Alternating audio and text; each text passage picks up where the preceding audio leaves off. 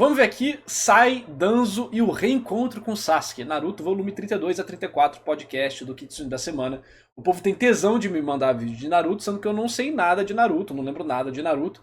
E eu vou ficar só vendo aqui e falar, chat, o que vocês acham? E é isso aí, bora lá. Me lembrou que Naruto é gibi de criança. Esse arco me lembrou que Naruto é gibi de criança. O Kitsune dessa semana é sobre Naruto, o reencontro do Naruto com o Sasuke. É o famoso shonen, né? Demografia dos 12... dos 10 aos 16, dos 10 aos 18, quanto é que era? Varia, né? Hoje em dia, a Shonen Jump, a demografia, metade das pessoas que lê Shonen Jump no Japão tem mais de 18 anos, né? Então, por isso que as obras estão mudando também. Conhecimento dos nossos apoiadores, clica aqui no Catarse, na descrição desse vídeo, pra você também apoiar o nosso canal. Cara, é muito engraçado que eu nunca lembro qual é a idade do Shonen. Esse arco me fez lembrar que Naruto é gibi de criança. É um gibi infantil. E eu vou explicar o porquê. A questão é que a gente agora foi pro pós-time skip. A gente já falou do primeiro arco. Se você tá vendo esse vídeo, tem... eu analiso, se você estiver me assistindo, vai tomar no cu. Só isso, foda-se, não vou justificar. Vídeo disso. Se você está ouvindo o podcast, tem todos os outros podcasts do resto do Naruto inteiro. Se você tá vendo em vídeo, você pode conferir no Spotify.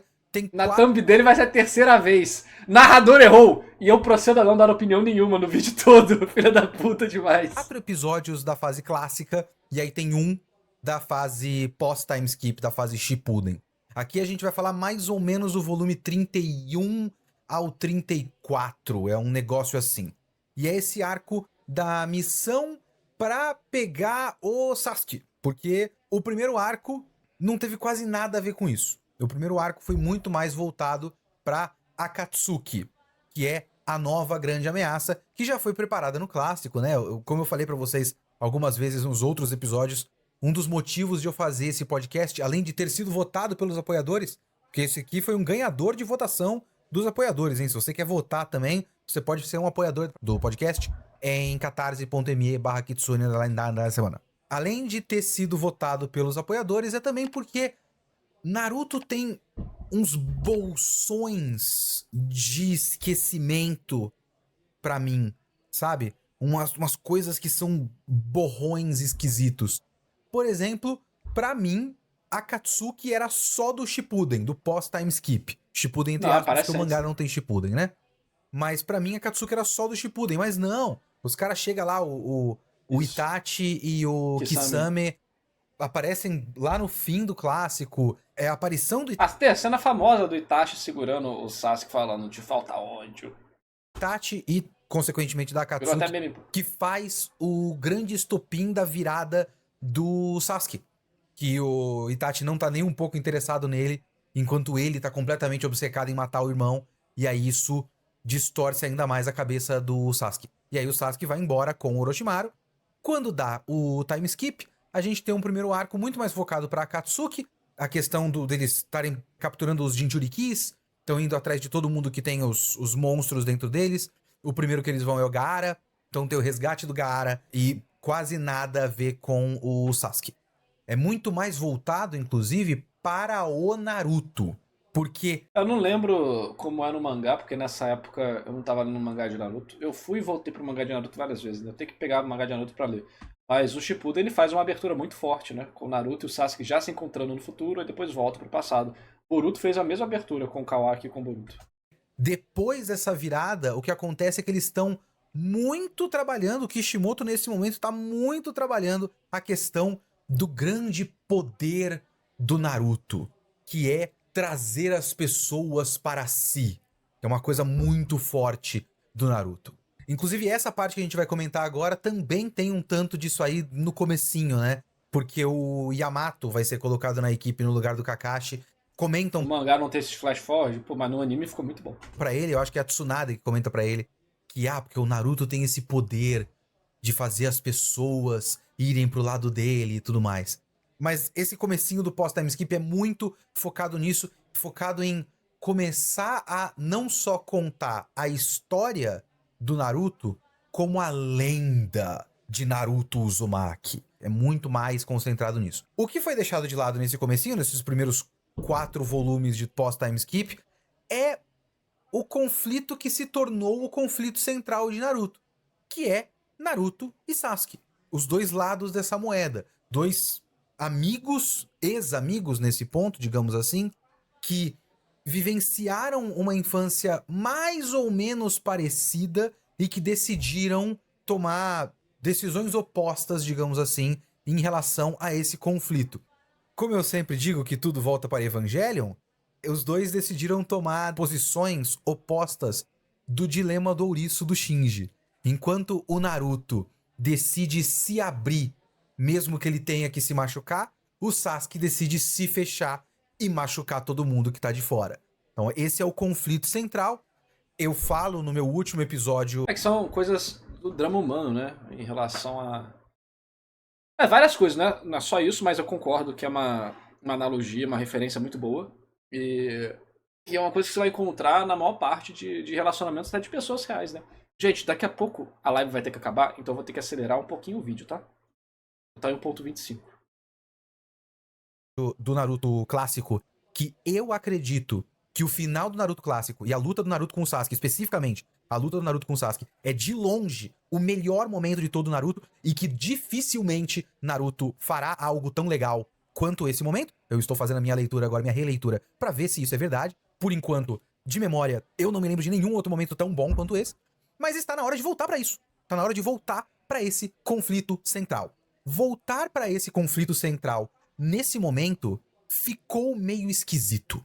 Não exatamente por ser esse momento, tipo, depois de eles fazerem toda uma reorganização de como as coisas estão acontecendo. Isso aqui é um podcast, né? Então não tem edição com as páginas. Eu não tô lembrando de nada, faz muito tempo que eu consumi isso. Pare de me mandar vídeo de Naruto. Agora, até faz um certo sentido você voltar pro conflito central, não é essa a minha questão. A questão é que isso volta cheio de distrações. E eu fiquei fazendo essa leitura desse trecho agora pro podcast, tentando entender pra mim mesmo por que tem essas distrações no meio. O que eu quero dizer por distrações é que ele volta nesse ponto, trazendo com ele novos personagens, novos núcleos de personagens, novas adições para o universo e até a política de Naruto. Não, Fatal. E principalmente novos personagens que vão estar diretamente envolvidos nesse conflito. Que são, no caso... A notificação tá pausada, tá? Danzo e a Raiz, né? Que é o grupo paralelo da Anbu, dos ninjas que são verdadeiramente ninjas em Naruto. Porque Naruto tem ninjas, não sei se vocês estão ligados, mas Naruto tem ninjas e são os caras da Anbu. Eles não são importantes pra quase nada, mas tem. Então tem o Danzo, a Raiz, o Sai. Pelo que eu lembro da época, eu não gostei da Raiz. Eu acho que a Anbu também meio... E o Yamato. De todos esses, o Yamato é o que eu acho que menos faz diferença, de fato, assim.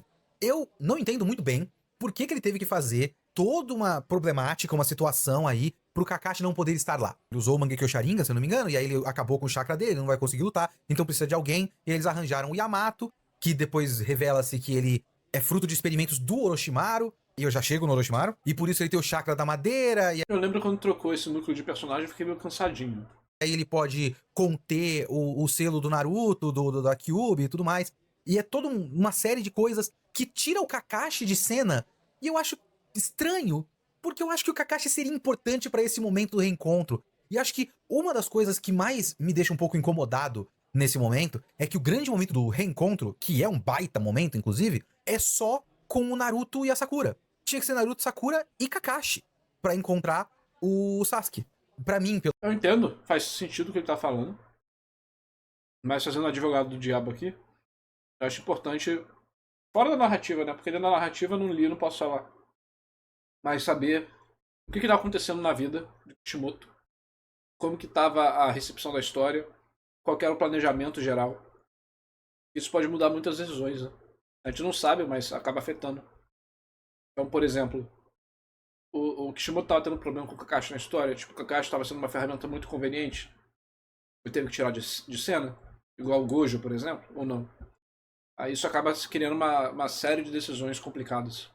Pelo menos, né? Eu acredito que seria mais significativo se fosse todo o time 7, e aí o time 7 original, né? O Sasuke não querer voltar para o time 7. E eu só tô dando um exemplo, eu não sei se é o caso ou não. Tô dando um exemplo que às vezes existem decisões geram outras cascatas de decisões. Por exemplo, tava precisando apresentar um novo personagem, porque o grupo de personagem antigo não tava sendo mais bem recebido pelo público.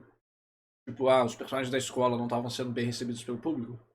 Pode ter sido uma tentativa de mostrar novos personagens para fazer esse ciclo, essa substituição, ou essa teste. Fosse um choque muito forte. Mas aí você tem tem muita coisa que não vai dar pra saber, tá? Porque eu sou eu loucubrando. Não tem como estar dentro lá da mente do autor junto dos editores dele. momento com o Yamato e o Sai. E tipo, Yamato e o Sai tem a ver com isso. Mas eu não me incomodo tanto com o Yamato. Eu nem me incomodo tanto com os outros, mas eu vou chegar nesse ponto.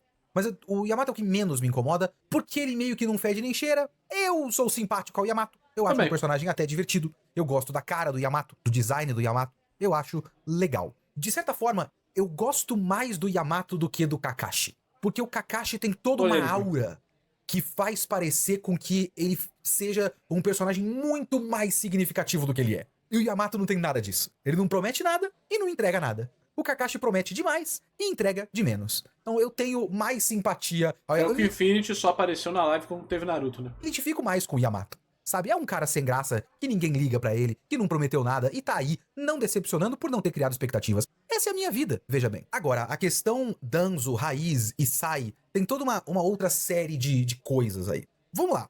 Uma das coisas que eu queria conferir nessa minha releitura de Naruto era o Orochimaru. Orochimaru. Eu falo Orochimaru e eu me sinto mal porque eu sei que eu tô falando errado. Mas a gente via no Naruto Project, mano. É isso aí, Orochimaru. Mas eu não quero falar Orochimaru ou alguma coisa assim. Orochimaru. É da época, mano. É igual o Sasuke e o Sasuke. É o jeito certo, inclusive. Mas eu me sinto desconfortável de falar Orochimaru. Parece que eu tô falando Orochimaru. E eu me sinto mal. Mas eu vou falar Orochimaru porque é o mais natural na fonética da língua portuguesa. Enfim, eu queria conferir a presença do Orochimaru em Naruto depois do Naruto clássico.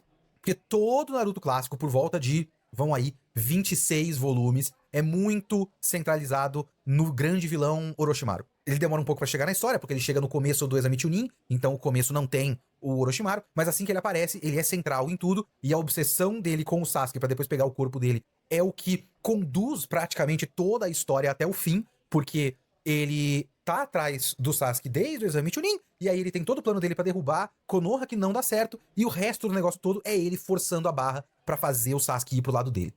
Só que, nesse meio tempo, surge a Akatsuki. E a Akatsuki, além de muito icônica, ela... Eu acho que o Yamato é mais relevante nessa parte de Shippuden, porque ele consegue controlar o Naruto, né? Naruto Cube. Então, o Kakashi não poderia fazer isso. Ou se poderia, não tinha um método tão direto ao ponto pra história, né? Então, essa troca faz sentido. E o Sai ficou espaço vazio, né? Meteu ele ali. Então até que faz sentido. Os dois personagens ali mesmo, pensando bem assim. Esse ponto da história é um mistério. Você não sabe quem são todos eles, você não sabe se existe um líder, você não sabe exatamente pra que eles querem as Jinchurikis. Eles têm um uniforme estiloso, um uniforme que marcou gerações. Até hoje, moleques na Liberdade ainda andam com o manto da Akatsuki num sol de 36 graus. Eu vi isso 2021, quando eu fui pra Liberdade, 2022, quando eu fui pra Liberdade. Não ironicamente. Então é uma coisa que marcou gerações, não tem muito o que fazer. E eu sempre fiquei com a sensação, até o fim da história, da minha lembrança de leitura, que o Orochimaru sobrou. Ele e o Kabuto. E tem um monte de voltas que dá nessa história. Eu acho que tem um certo ponto que o Kabuto é o Orochimaru. Eu não lembro de cabeça, né? É por isso que eu tô fazendo... Acho que o Orochimaru podia ter sido mais aproveitado na história de forma focal, né? Um grande vilão. Acho que ele acabou sendo deixado de lado de certa forma. Não precisa me dar spoilers, não. Entre aspas, spoiler, negócio que eu já li é foda. Mas não precisa colocar nada nos comentários, não, que eu vou chegar lá. Mas eu, tipo, tem algum ponto que ou o Orochimaru tomou o corpo do Kabuto, ou o Kabuto matou o Orochimaru, não sei. E o Orochimaru tava dentro dele. Alguma porra desse tipo. Isso nunca importa de verdade pra nada. Mais uma vez, da minha lembrança da minha última leitura. E eu queria conferir isso nessa leitura. O Orochimaru realmente fica sobrando na história? E assim, mesmo nesse ponto, que a história tem a ver com uma invasão ao covil do Orochimaru, o Orochimaru está meio sobrando. Eu tenho esse feeling na história. Ele meio que tá... Eu não lembro muito dele. Eu lembro que a foto. Lá. Você tem... Ô, Kitsune, faz um rosto normal aí, pronto. Eu lembrando dessa cena... realmente, assim, ele não tem muita presença. Lembrando que isso não significa que ele sair lutando, ele tá sem o braço, não é isso. É um personagem acabar tendo bem envolvido no roteiro e tendo o trabalho necessário para ele impactar ali naquele momento. Talvez ele não precisasse impactar naquele momento, eu não lembro. Mas em geral eu sinto que o Orochimaru foi vacilado. Eu tenho esse feeling na história. Ele meio que tá lá. Você tem que passar pela presença do Orochimaru pra chegar no Sasuke. Mas não é o Orochimaru que importa, é o Sasuke. O Sasuke é uma presença muito mais interessante do que o Orochimaru. E ele meio que tá ali do lado, sabe? Tem toda uma luta. Esse arco tem um monte de luta que, tipo, não marcou ninguém, né? Nunca vejo ninguém falar da luta da ponte ou da luta porque o Naruto luta com o Orochimaru. Veja bem, o Naruto enlouquece e luta com o Orochimaru. Nunca vi ninguém comentando essa porra. É uma luta qualquer, porque é mais uma vez que o Naruto fica maluco e, enfim, meio que foda-se. Então tem isso nesse arco. Mas não é isso que fica pras pessoas. O que fica pras pessoas é aquela cena do Sasuke lá em cima, o Naruto lá embaixo É e tudo verdade. mais. Aquela cena é icônica, aquela cena é forte pra caramba. Não o Orochimaru. E é aí que eu acho que entra Danzo e Sai. Principalmente Danzo e Raiz. Porque nesse momento em que você vai desviar um pouco de Akatsuki, mesmo que ainda tenha a ver, viu? Porque o Orochimaru quer acabar com a Akatsuki também. Esse negócio de perdoar o Orochimaru é meio estranho mesmo, mano. Quando você vê que no mangá principalmente, né? O laboratório do Orochimaru cheio de gente decapitada, com os membros cortados, com os furicos arrombados, é foda, né? Então, tem a questão da informação da localização do Orochimaru ter vindo através do Sasori, e aí ele tá meio que. O Kabuto tá fazendo meio que um agente duplo, mas ele quer informação pra conseguir derrubar a Akatsuki, etc, etc. Então uma coisa tem a ver com a outra. Mas vai desviar um pouco de Akatsuki. E aí vai focar só no Orochimaru, que realmente parece não ter muito mais o que fazer na história. Então, arranja-se, nesse momento, uma outra maneira de ele ainda importar pra trama. Que é, você tem uma outra facção interna em Konoha, que é a facção do Danzo, que era contra o terceiro Hokage, que também quer derrubar Konoha, mas no caso dele, ele quer derrubar Konoha porque ele quer fazer a Konoha do jeito que ele quer. Então ele também quer usar o Orochimaru nesse plano, etc, etc. Então você tem uma relação do Orochimaru com o Danzo. Então você cria de novo uma conexão do Orochimaru com algum tipo de trama, que ainda não é a trama principal. É isso que eu preciso organizar na minha cabeça, eu vou organizando ao longo da leitura, porque nesse ponto, o que a gente tem é a Akatsuki, quer os Jinchurikis, quer os caras que têm os monstros de 1 a 9 caudas dentro deles. Isso é uma coisa. Aí você tem o Naruto querendo recuperar o Sasuke e o Sasuke... Foda-se. Mayuri? A única diferença é que tudo bem, né? Tudo bem que eles são uma sociedade ninja. E eles estão nem aí pra ética, teoricamente, né? O ninja tem que se sacrificar, cala a boca. A Soul Society é a mesma coisa, né? Você vai se matar pela Soul Society, né? É isso aí, acabou, cala a boca. Mas o Mayuri nunca lutou contra a Soul Society, né? Mas ele era um presidiário, de fato, ele era um presidiário. Realmente, são dois personagens que faziam muita merda. Mas eu acho que a gente vê muito mais coisa do Orochimaru fazendo merda, né? Tipo, coisas brutais e tudo mais. A gente não vê do Mayuri, mas eu acho que realmente é implícito que o Mayuri... É que assim, a gente vê o Mayuri matando gente da 11ª divisão, como bomba. Mas a gente não vê o Mayuri sequestrando Shinigamis ou almas ou humanos e fazendo experimentos. Só quando é enviado pra ele. Tipo um Quincy. Aí é brutal. Mas aí inimigo de guerra, foda-se, pro Mayuri e pra Soul Society. Eu acho que, beleza, tem um espaço pra discussão aí. É que eu acho que a gente tem um envolvimento muito maior do Orochimaru como antagonista, né? O Mayuri, ele é antagonista no início, mas depois ele vira um aliado.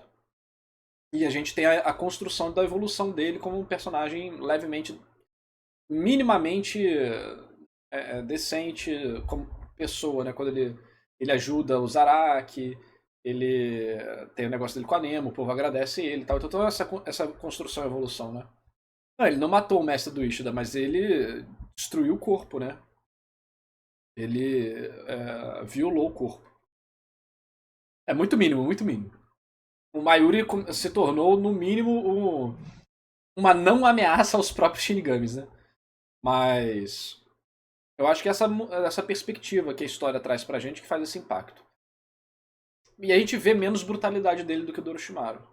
Com aliados, Isso ou é com os grupos aliados dos protagonistas. outra coisa. E aí você tem agora o Danzo querendo derrubar o governo atual de Konoha e o Orochimaru agindo como uma espécie de agente duplo junto com ele, fazendo um acordo por fora. Isso é tipo uma terceira coisa. E eu quero nessa leitura conferir pra onde essas três coisas vão.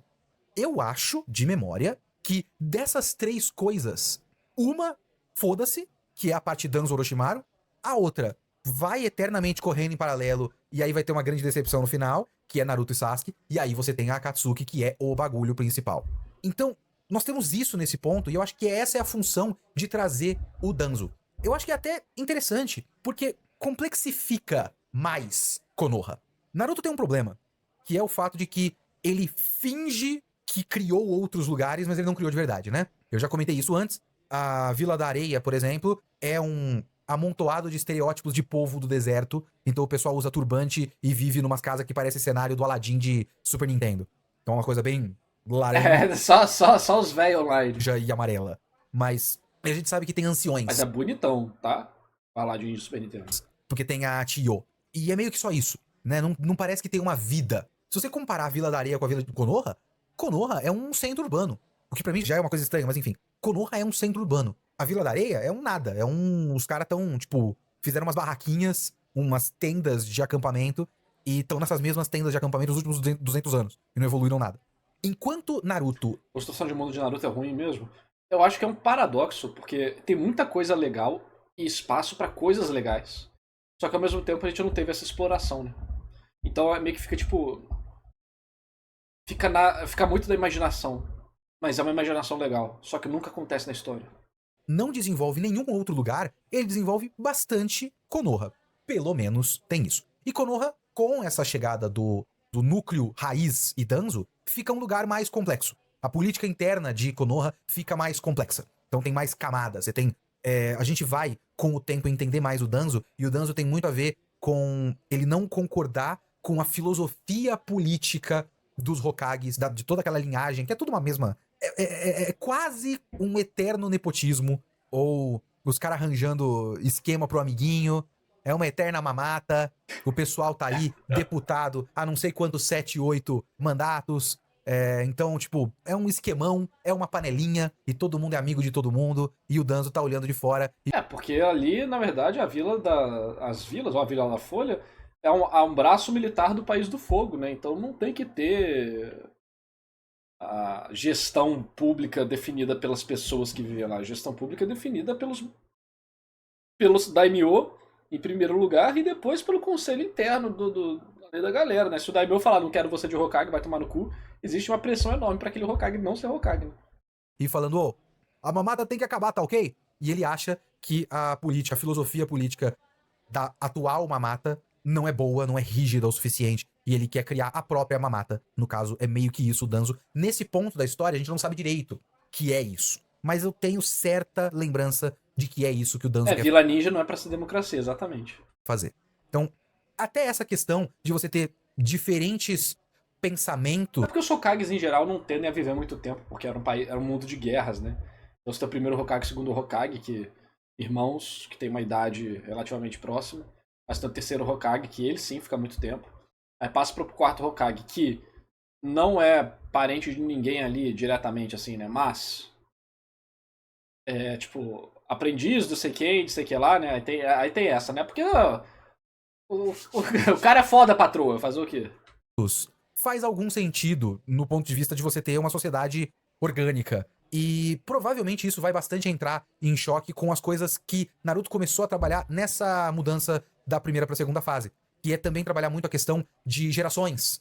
E de choque de gerações. E como a geração antiga causou os problemas da geração atual.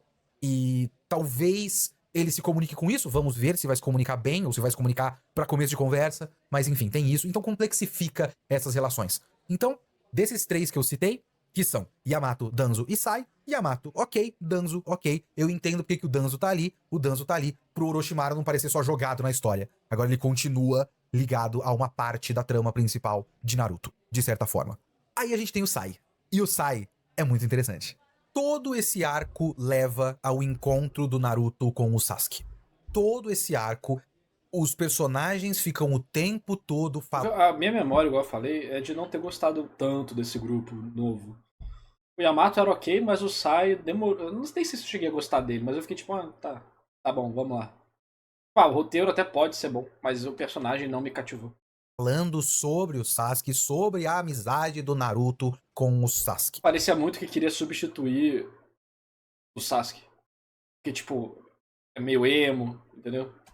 Eu gosto muito do momento do encontro. Eu gosto muito do momento no sentido visual, no sentido da atmosfera. A atmosfera desse momento é muito forte, muito marcante. Você tem todo um longo mistério pra revelação do rosto do Sasuke, o que é até engraçado, porque ele continua igual, então não tem grande diferença do rosto do Sasuke de antes pra depois. Talvez o rosto... Não é só isso, né?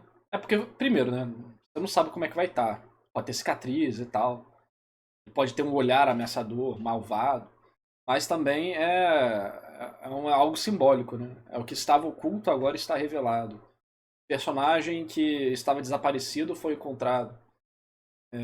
O impacto dele, o olho na janela da alma, então o impacto dele na obra agora é sentido emocionalmente, não só através de informações frias, né? dele esteja um pouquinho mais longo, porque ele tá mais velho. Então ele é desenhado com um rosto um pouco menos achatadinho, chibi, assim como o Naruto, que foi o Kishimoto pegou o rosto do Naruto e deu esticada em cima e embaixo. O Sasuke também. Tem a revelação do figurino do Sasuke, que é muito foda. Inclusive, O visual do Sasuke nossa, é um dos maiores acertos do Shippuden, essa roupa do Sasuke, esse kimono do Sasuke é irado, mano. Quem não queria ter aquele drip? uma grande frustração minha, parece que é uma coisa muito séria, né? Caralho, isso é uma coisa que eu fico pensando todo dia. Mas é uma coisa que me deixa um pouco nervoso. É que o Sasuke surge com um figurino muito foda. E depois ele muda por nada. E eu não entendo muito bem. Eu não lembro se tem um momento que isso é abordado. Eu acho que não. Ele só muda ao longo do tempo. Mas ele aparece com um kimono meio aberto. Ele tem a mesma aquela faixa, né? Tipo do Orochimaru. As cores também estão relacionadas ao Orochimaru, é muito legal. Camisa, né? O kimono, parte de cima do kimono é branca, aí a calça é azul, tem aquele cordão na cintura, então você fica aquele kimono aberto e tal. Então ele parece muito mais um guerreiro, um samurai, uma coisa mais mitológica até. Ele tira a espadinha assim, muito bravo. No meio da história, ele surge com um bagulho com um zíper que sobe até aqui, assim, pra ele retomar aquela gola que cobre o pescoço Não lembro disso, não. do que ele usava antes, que antes era uma camiseta com uma gola alta, larga. Que porra de camiseta é aquela? Já parou pra pensar nessa camiseta? Às vezes eu paro pra pensar na porra da camiseta do Sasuke na primeira fase de Naruto. Porque é uma camiseta de manga curta, que tem uma gola rolê. Mas não é uma gola rolê que fica no pescoço. É uma gola rolê larga. Que merda de camiseta é essa? O que tá acontecendo? É como se fosse uma camiseta com 3 mangas. Ele tem uma manga pro braço direito, uma manga pro braço esquerdo e uma manga pro pescoço. Que merda é essa? Faz o menor sentido. Mas enfim. Depois ele perde o kimono e ele fica com a porra de uma camiseta com zíper também. E o kimono é muito mais legal, ok? Muito mais legal. O visual do Sasuke é muito foda. Então quando o Sasuke volta, é uma aparição muito foda. Tem aquele enquadramento muito, muito forte do Sasuke lá em cima com o Naruto embaixo. Tá, então a gente tem esses drip. Tem esse drip aqui. Esse eu não lembro. Da Katsuki. O mano da Katsuki é drip, né? Não tem o que fazer. Esse aqui, bem meh. Aí depois a gente não conversa muito. Por que caralhos é isso, cara? Caralhos é isso? Vai tomar. Baixo, olhando pro Sasuke de cima pra baixo, então tem uma figura imponente e tem um desprezo, né? É todo um enquadramento, uma mise-en-scène da coisa que denota o desprezo do Sasuke pelo Naruto. O Naruto passa o tempo todo desse arco falando do quanto ele ama o Sasuke, e quando ele chega lá, o Sasuke fala: eu não lembro direito do seu nome. Qual é o seu nome, rapaz? Naruto? Ah, tá. Ele não tá nem aí para o Naruto. É muito interessante. Depois tem aquela parte que ele aparece já com a mão no ombro do Naruto e tal. Então, você percebe que o nível dele está completamente diferente nesse ponto da história. Então, é bem legal. Esse encontro é bem legal. Só que antes desse encontro, tem todo o build-up pra esse encontro. E o build-up pra esse encontro é o Sai. O Sai é o personagem criado pra fazer você, de novo, construir essa relação do Naruto e do Sasuke. Eu tenho um problema principal com o Sai, mas é um problema pessoal. É um problema de preferências pessoais para a ficção. Muito otaku gosta muito desse tipo de personagem. Eu tenho uma Porque eu nunca vi tantos fãs do Sai assim, não. preguiça E cara, já são quase 8 horas. Meu Deus, você precisa acelerar isso aqui porque a gente vai ter. Eu tenho que sair da live daqui a pouco. absurda de personagem cujo arquétipo é eu não tenho emoções. Eu não sei ter emoções, eu não sei o que é sentir emoções. Anime gosta muito disso. Eu sempre acho engraçado. Eu lembro até hoje, ficou na minha cabeça Kisniver. Na época de Kisniver, um dos animes do Trigger que eu menos gosto. Eu fiz um vídeo sobre ele e desde Eu então lembro eu que fiquei ele fez um vídeo, mas eu não assisti isso. com essa coisa na cabeça de por que tem tanto anime cujo objetivo é ensinar o espectador coisas básicas sobre a vida. Então, Kisniver, por exemplo, era um anime no qual o personagem principal, ao longo de 12 episódios, entende o que é o conceito de amigo e o conceito de amizade. E é muito estranho quando você olha e fala, caralho, mas por que você precisa explicar didaticamente como é ter um amigo? As pessoas não têm amigo no Japão? Talvez eles precisem, de fato, entender como é. É que são outras coisas, né? São representações mais profundas de outros dramas, né? Mas eu entendo que. É a mesma vontade que eu tenho de dar um pescotapa no mob de Mob Psycho e falar, reage, menino! Se relacionar com outras pessoas. Talvez o otaku tenha muito pouco conhecimento de como é se relacionar com outras pessoas, e por isso ele se identifique com personagens como o Sai, que não sabe o que é sentir alguma coisa por outra pessoa. O Sai tem um contexto, obviamente. Ele foi ensinado, né, pra ele ser o ninja mais eficiente possível, então ele não pode ter ligação com ninguém, ele não tem nome, ele é muito os caras sem rosto do Canção de Gelo e Fogo, Game of Thrones. Sabe que a área treina pra virar e depois acaba não virando? Que ela teria que abdicar da própria identidade? Então, o Sai é isso. O nome Sai não é o nome dele, é o nome que deram pra ele pra missão. Para essa missão, o seu nome é Sai. E depois ele decide ficar com o nome de Sai. Então tem um contexto, inclusive, nesse sentido, a missão do Sai, e esse é um dos motivos que fazem eu não ter tanta preguiça do Sai. A missão do Sai é o momento mais ninja de todo o Naruto. É o momento mais agente secreto, espionagem, ninja, infiltração, agente duplo, missão dentro da missão. Porra, é legal. É legal. Ele foi infiltrado na equipe pra chegar e fazer a ponte do Danzo com o Orochimaru, pra depois ser colocado lá dentro do covil do Orochimaru pra ir fazer a missão de verdade dele, que é matar o Sasuke. Porque o Sasuke pode ser um problema pra Konoha. E o Danzo não quer problema pra Konoha. Ele quer Konoha pra ele. Ele não quer destruir Konoha. Ele quer mandar em Konoha. E o Sasuke é um problema pra Konoha. Então ele quer acabar com esse problema. É bem interessante. Sabe? É bem legal. O poder dele é legal. O design dele é legal. Eu gosto do design dele, de personagem dele. Do bolerinho e do cropped que ele usa. Ele fica legal. Então, ele tem várias características que eu acho interessante. Mas esse arquétipo principal é uma coisa que me dá muita preguiça. E ao longo dessa leitura, eu fiquei muito pensando nisso. Eu fiquei pensando, tá, por que caralhos colocar um personagem desse neste momento? Porque o Sai, por conta de ele ser como ele toma muito espaço nesse momento da história.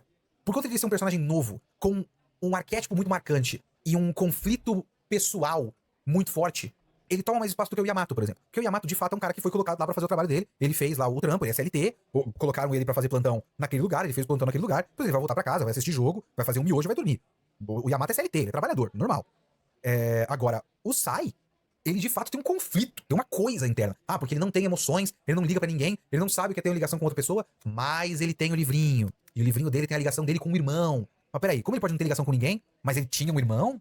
E ele desenhou o irmão dele, então tem um carinho aí. Mas ele fala que ele não sabe o que é carinho. O que significa isso? Ah, mas ele tem um negócio do Danzo. Então ele vai trair a equipe do Naruto? Ele vai entregar os caras, vai fazer os caras morrerem? Então ele toma muito espaço de um momento que não deveria ter tantas distrações assim. Porque era pra gente estar focado no Naruto e no Sasuke, que são o centro desse... Como eu não li, eu não vou saber dizer se é bem executado ou não, se faz sentido o que isso ele tá falando ou não. Chat, você acha que o que o Kitsune tá falando faz sentido? Essa história, a espinha dorsal da obra Naruto, de Masashi Kishimoto, a espinha dorsal é o romance do Naruto com o Sasuke. O fato de eles estarem claramente apaixonados um pelo outro e não admitirem. Esse é o centro da porra da história. E eu fiquei me perguntando, por quê? Até que, ao longo da leitura, eu fui percebendo que o Sai é muito intrigado com a ligação do Naruto com o Sasuke. Principalmente pelo fato de que o Sasuke claramente não quer voltar, e o Naruto tem uma devoção pelo Sasuke que não é correspondida. Então como funciona para o Naruto ter esse sentimento não correspondido? Esse sentimento de amor, no mínimo, fraternal, não correspondido. Não tô falando do romance, tô falando do Sai ser bem executado ou não nessa parte, e acabar puxando mais atenção do que deveria, e deixando menos interessante, ou tirando o holofote do Naruto encontrando o Sasuke. E no fim ele vira casaca e fica pro lado dos caras, não mata o Sasuke, não continua com a missão do Danzo, continua na equipe e ele quer acompanhar essa relação. O Sai existe para que o mangá explique de novo esse conflito.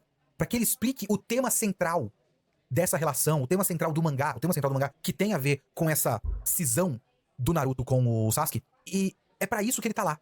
É pra ele olhar de fora e ter um ponto de vista de fora dessa relação. É uma função, inclusive, parecida com a da Sakura. Porque, veja bem, a gente não fez até agora, mas voltamos para o plantão periódico Sakura. Neste arco, quando começou uma luta, a Sakura desmaiou. Termina aqui o nosso plantão periódico Sakura. Caraca, que sacanagem. Assim, eu acho que às vezes a galera enche o saco demais falando, tipo, a personagem feminina e tal. Mano, ela não é o foco, desiste. Mas existem execuções e execuções. Não sei se é o caso de Naruto ou não. Mas tem anime que vai trabalhar melhor isso, tem anime que não vai trabalhar melhor isso. Mas eu acho que às vezes a galera perde a mão falando, é personagem feminina, mano, cala a boca, eu chorei. Ninguém liga pra personagem feminina a não ser pra fazer a arte dela gostosa. Então, isso é certo? Não, mas é o que acontece. Então, depende da obra, né? Se a personagem feminina vai ter esse foco ou não. A Sakura mais uma vez não fez porra nenhuma. É inacreditável. É inacreditável o quanto o Masashi Kishimoto gosta de humilhar essa personagem. Eu não consigo entender. Não sei. A essa altura, ele podia só ter matado a Sakura. Por que ele não vai fazer mais nada com ela? Tipo, começa a primeira luta do arco. A primeira luta do arco. Ela desmaia. Ela toma um golpe na cabeça e desmaia. E ela tem que ser resgatada pelo Yamato, porque o Sai cagou pra ela. E o resto da história toda, do arco pelo menos, desse arco, ela não faz absolutamente nada. Mas o que ela faz? Ela fica narrando o sentimento dos outros. Ela tá com uma função de ser o coração, digamos assim. Então é ela que ensinou bem explicadinho pra gente todo o conflito do Sai. Ela pegou o livrinho do Sai, o livrinho de desenhos do Sai, e fez uma review. Ela fez uma interpretação. Ela fez o final explicado do livro do Sai, depois pediu pra se inscrever no canal, e dar joinha, colocar o sininho e tudo mais. Essa é a função da Sakura. E essa também é a função do Sai. Só que assim, a gente tá quase no volume 35. Esse é literalmente metade do mangá, não é? 35, vai ter 72, acho que no volume 36 a gente chega na metade. De Naruto? Eu espero que eu tenha acertado essa conta pra ninguém me humilhar nos comentários. A gente tá na metade desse mangá. Eu sei qual é a porra do conflito dessa história. Eu entendo a relação deles. Essa relação deles já foi explanada várias vezes. Várias vezes. Mas não só a relação deles já foi explanada várias vezes, como a Sakura teve que explanar pra gente a psique do Sai, como toda hora algum personagem tem que olhar pra outro personagem e falar: mas vocês estão ligados que o Naruto tem esse poder, né? O poder de trazer as pessoas para ele, o poder de movimentar as pessoas ao seu redor. E foi aí que bateu o estalo. Naruto é gibi de criança. Às vezes, a gente esquece, porque tem morte, tem membro decepado, tem conflitos bastante complexos. Essa relação do Naruto e do Sasuke... Porque essa questão a história shonen, né? Ela é voltada para um público... Tá dando tic-tic aqui porque eu tô tendo que resolver um assunto urgente, tá? A história de Naruto ou de outros mangás shonen, elas são histórias para crianças, mas o que uma criança japonesa recebe de material de ficção é diferente do que uma criança ocidental. Então acaba que a gente esquece mesmo, uma obra de criança, mas não é para criança. Mas a criança no Japão tem outra percepção, outra maturidade, né? A sociedade trabalha isso de forma diferente. Tem maturidade para umas coisas e não tem para outras. Varia de sociedade para sociedade, né? Então é uma questão de costume social, né? Porque aqui a gente acha que sempre história é coisa de criança, né? Então a gente acaba desmerecendo um pouco a quadrinho ou desenho, achando, é só pra criança ver e foda-se. Mas a verdade é que é só uma mídia, né? Só que um mangá que sai numa revista shonen tem seus limites, ainda mais nessa época. Hoje em dia já tá mais escaralhado por causa da mudança da demografia japonesa que compra a revista da Shonen Jump. Mas ainda tem que ter um espaço específico de temas que ressoam. Aí você tem um pilar, né? Amizade, esforço, superação. Vitória, né? Superação, vitória. Acho que é vitória. Amizade, esforço, vitória. São os pilares da Shonen Jump. Não tem como ter um mangá sem isso. Quer dizer, acho que hoje em dia até tem, mas nessa época não. E caralho, deixa eu postar aqui o negócio. Essa coisa de ter uma relação unilateral, de você ter alguém levado pelo ódio, aliciado por uma outra pessoa para se entregar ao ódio. Você tem essas facções diferentes da política interna de Konoha. Então, é uma história complexa, até certo ponto. Muitos personagens, vários temas, pelo menos 3 tramas correndo paralelamente. E é por isso que o Masashi Kishimoto, inteligentemente, não tô nem fazendo ironia aqui, inteligentemente tem que parar e reexplicar essa história. Isso. É pra isso que... Em toda a introdução de grande arco ou algo do tipo, você tem que fazer a reintrodução do protagonista, você tem que fazer a reintrodução dos temas, tem que fazer técnicas de empatia, novamente, você tem que trabalhar vários elementos constantemente para renovar o interesse do público, senão vai desgastando. Sai existe, nesse ponto da história pelo menos. Vamos ver se ele não sobra, que nem o Orochimaru, né? Mas nesse ponto da história, é pra isso que ele serve. Ele serve para o Kishimoto chegar para os seus leitores de 10, 11, 12, 13 anos e explicar de novo, ó, é isso que essa história significa.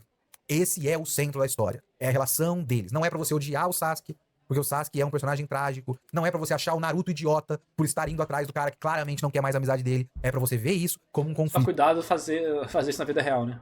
E você tentar torcer pra que esse conflito seja resolvido. Esse é o centro da história. É pra isso que esse personagem existe.